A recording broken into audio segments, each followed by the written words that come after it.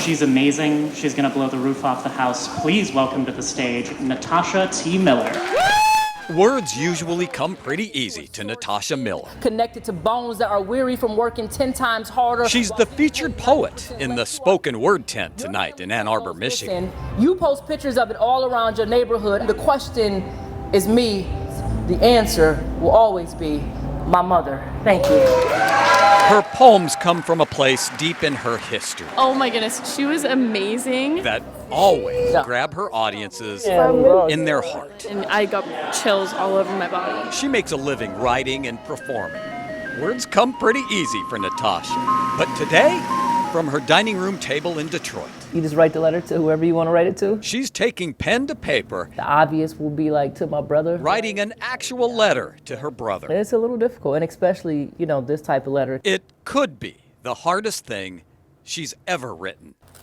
In the beginning of the letter, I say, it's been a while, so much has changed, and so much has stayed the same. And I said, if this letter made it to you, you basically laugh at the handwriting because that has never changed because I've always just had awful handwriting. So Seems the best chance this letter gets to her brother fold it up. starts just north of Detroit. An old world mailbox. As far as I know, this is the first one in the United States. You might call it airmail to heaven. The mailbox is Liza Altenberg's idea. There's quite a few in here. I think to be able to write something directly to someone that you can't talk to anymore, and to be able to, physically walk it to a mailbox and know that it's going to them, there's something really, really calming and comforting about that. It's been 10 years since Natasha lost her only brother, Marcus. He was shot on the streets of Detroit. The question is my brother. The poet dedicates poems to Marcus in her performances. You are a soul. She writes poems about him in her book.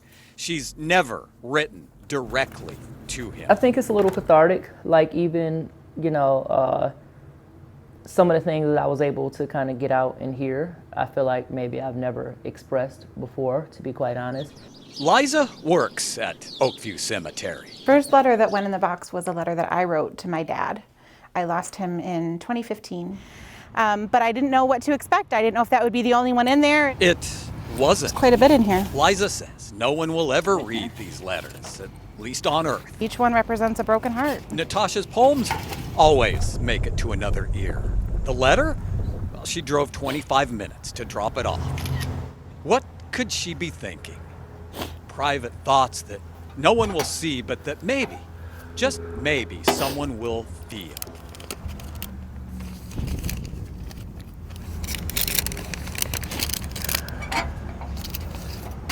What could possibly help us through waves of grief? Maybe it's a mailbox in Royal Oak, Michigan. I'm Mike Castellucci.